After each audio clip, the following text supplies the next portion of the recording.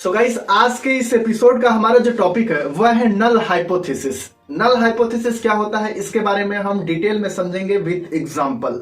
इसके पिछले वाले एपिसोड में हम लोगों ने हाइपोथेसिस के बारे में डिस्कस किया है। टाइप्स ऑफ हाइपोथेसिस में हम लोगों ने सिंपल हाइपोथेसिस के बारे में डिस्कस किया है। अगर आप उन एपिसोड को नहीं देखें तो डिस्क्रिप्शन बॉक्स या आई बटन में लिंक मिल जाएगी, आप वहां से जाइए और सिंपल हाइपोथेसिस और हाइपोथेसिस के कॉन्सेप्ट को समझिए कि क्या होता है। इस एपिसोड में हम लोग समझेंगे नल हाइपोथेसिस और एग्जाम्पल भी समझेंगे। तो समझने के लिए वीडियो में अंत तक बने रहिएगा। सो नमस्कार, मैं हूं आपका दोस्त Nitish Kumar, author, motivational speaker and life coach. कैसे आप सभी? आशा करता हूं स्वस्थ होंगे, मस्त होंगे और अपनी सक्सेस की जर्नी में व्यस्त होंगे। सो चलिए उसी सक्सेस की जर्नी में आज हम लोग एक और महत्वपूर्ण इंपॉर्टेंट टॉपिक के बारे में डिस्कस करते हैं, जो कि है नल हाइपोथेसिस।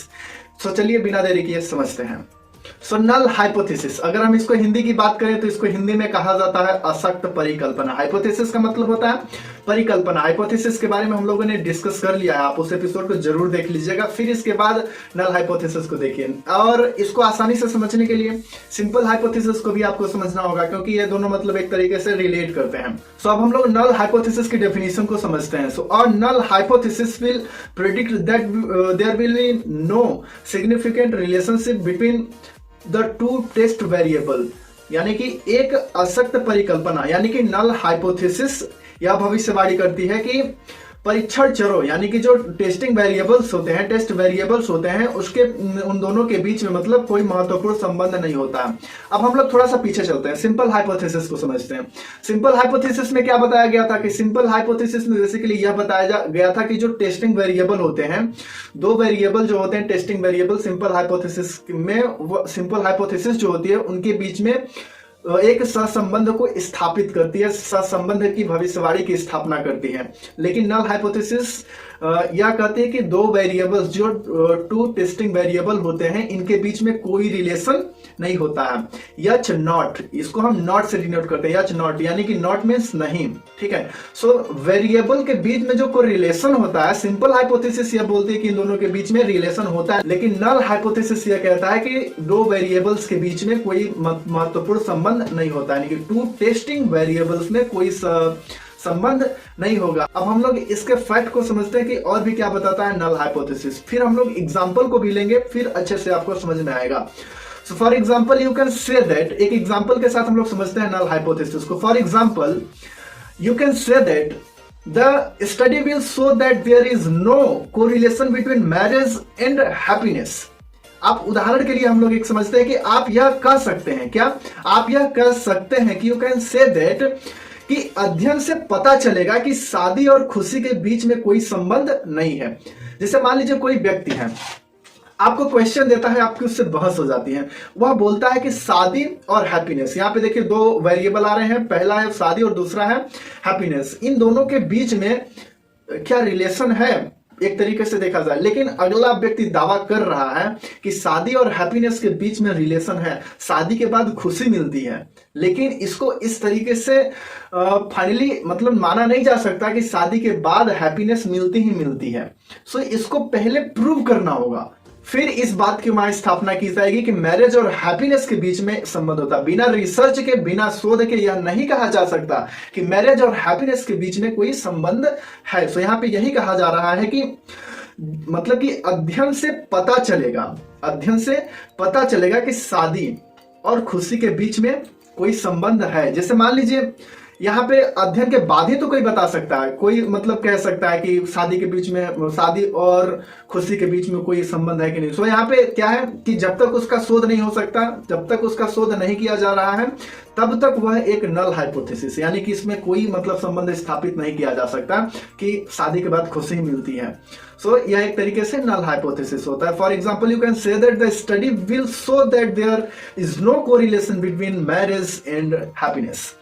सो यहाँ पे क्या कहा जा रहा है कि अध्ययन से पता चलेगा, यानी अध्ययन से पता चलेगा, अभी चला नहीं है, अध्ययन से पता चलेगा कि शादी और खुशी के बीच में कोई संबंध नहीं है। A good way to think about a null hypothesis is to think of it in the same way as innocent until proven guilty unless you can come up with evidence, otherwise your null hypothesis will stand।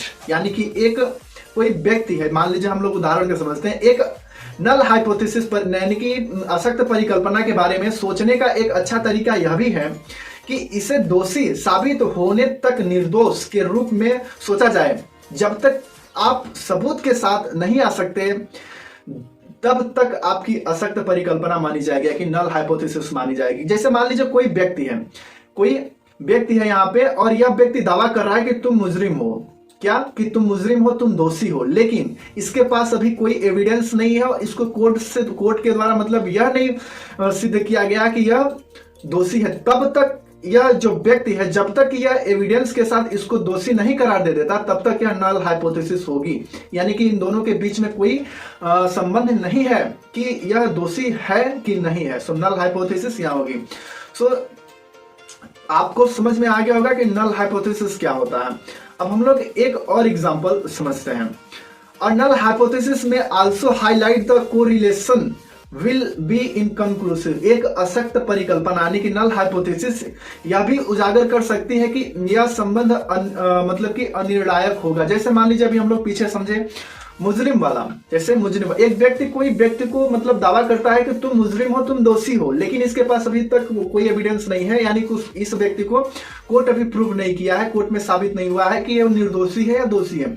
तो null hypothesis यह भी कहता है कि इसके द्वारा किया गया दावा इस पे जो है कि यह बोल रहा है इसको कि तुम दोषी हो या मतलब कि निर्दोष हो। ठीक, सो जब तक कोर्ट प्रूव नहीं कर सकता, यहाँ पे देखिए दोनों संभावनाएं होती है, या तो यह दोषी होगा इसके एविडेंस से, यह दोषी साबित होगा, और इसके एविडेंस अगर स्ट्रांग नहीं है तो यह निर्दोष भी साबित हो सकता है। तो यहाँ पे थर्ड फैक्ट यही बता रहा है कि नल हाइपोथेसिस में also highlight the correlation will be inconclusive. एक असक्त परिकल्पना यानी कि नल हाइपोथेसिस यह भी उजागर कर सकती है कि एक सहसंबंध अनिर्णायक होगा, यानी कि यह व्यक्ति जो इस पे दावा किया था यह अनिर्णायक होगा। अब हम लोग एग्जांपल के साथ समझ रहे हैं। आपके सामने क्वेश्चन आता है, कोई व्यक्ति आपको क्वेश्चन देता है कि are carpenters are more liberal than plumbers, यानी कि बढ़ई प्लम्बर से ज्यादा उदार है। यहाँ पे देखिए 2 वेरिएबल्स हैं, पहला वेरिएबल तो हो गया बढ़ई और दूसरा वेरिएबल हो गया प्लम्बर। अब बताइए इसमें जो थर्ड वेरिएबल मतलब कि यहाँ पे जो आ रहा है उदार यानी कि लिबरल, अब इन दोनों के बीच में क्या संबंध है? कोई संबंध नहीं है। कि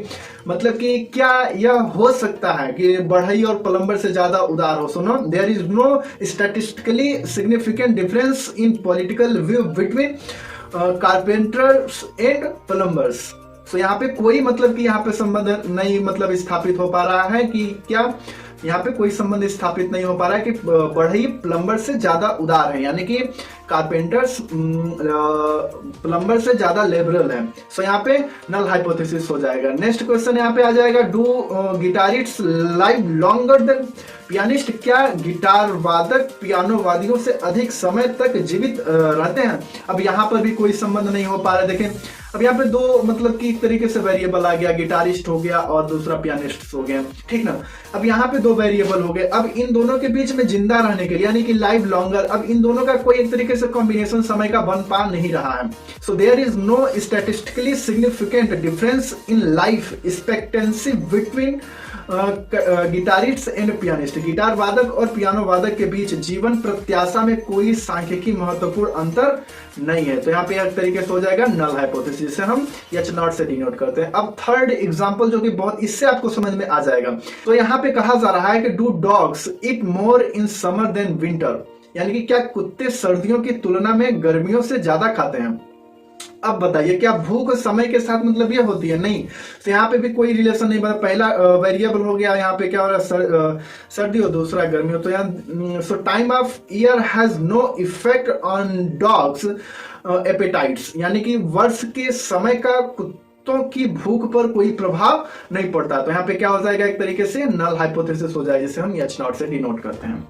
सो हम लोगों ने इस एपिसोड में समझा नल हाइपोथेसिस होता क्या है। सिंपल हाइपोथेसिस बेसिकली यह बताता है कि 2 वेरिएबल्स जो हैं, 2 वेरिएबल्स हैं, इनके बीच में कोरिलेशन यानी कि सहसंबंध की स्थापना का भविष्यवाणी करता है सिंपल हाइपोथेसिस। लेकिन नल हाइपोथेसिस जो होता है यह बोलता है कि जो वेरिएबल्स होते हैं मतलब पहला वेरिएबल ये हो गया डिपेंडेंट वेरिएबल, इंडिपेंडेंट वेरिएबल, इन दोनों के बीच में कोई कोरिलेशन नहीं होगा, कोई कोरिलेशन नहीं होगा, कोई सहसंबंध नहीं होगा। सो आज के इस एपिसोड में बस इतना ही रखते हैं। अगर आपने इस चैनल को सब्सक्राइब नहीं किया तो प्लीज चैनल को सब्सक्राइब, वीडियो को लाइक और दोस्तों के पास शेयर कर दीजिए और उनको भी समझ में आए कि मतलब कि सिंपल हाइपोथेसिस के बारे में और नल हाइपोथेसिस के बारे में। सो कीप साइनिंग गाइस, अपने स्टडी को करते रहिए, अपने सक्सेस को नेक्स्ट लेवल पर लेकर जाते रहिए। धन्यवाद, मिलते हैं अगले एपिसोड में किसी और इंटरेस्टिंग टॉपिक के साथ। Keep signing.